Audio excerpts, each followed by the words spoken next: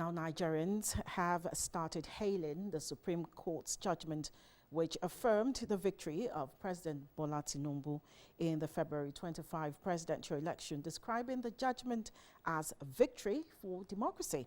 LTV correspondent Adekola Hastrop compiled this report.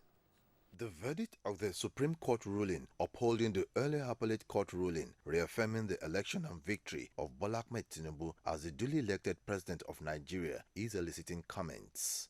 It was something some of us expected it. So to us it wasn't surprising. We expected it because the Supreme Court is a court of review. It's not a court where you spring surprises.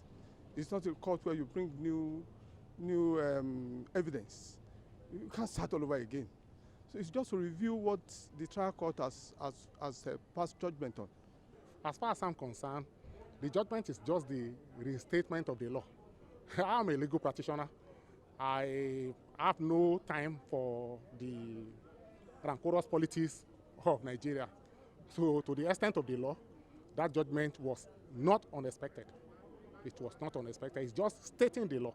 On the face of it, I think we need to commend the judiciary for the industry, and what we need to do is not to castigate them, but to encourage them and hope that the judgments of today will enrich our jurisprudence. Some lawmakers call on all aggrieved parties to embrace patriotism and join the president in nation building. The judgment of Supreme Court is a victory for democracy. It's just very simple. It is a constitutional matter. And politically, Nigeria have spoken. Ashwaju has been voted for, massively voted for by Nigerians. What is before us now is to see how to move this country to the right path. Let's allow this man to have a rest of mind, pursue the Nigerian agenda, and bring Nigeria to among the leading committee in the world, rather than trying to drag right, trying to drag left, trying to vested your selfish interest. You understand? Nigeria have said it in a clear term.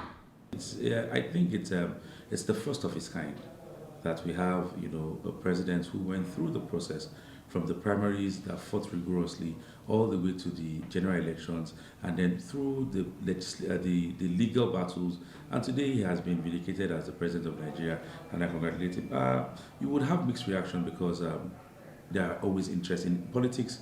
There is always interest. So people, the losers, or the losers, let's put it that way, will continue to feel bad, and the winners will continue to celebrate. The Supreme Court ruling has finally put to rest any legal tussle that may arise from the February 25 presidential election.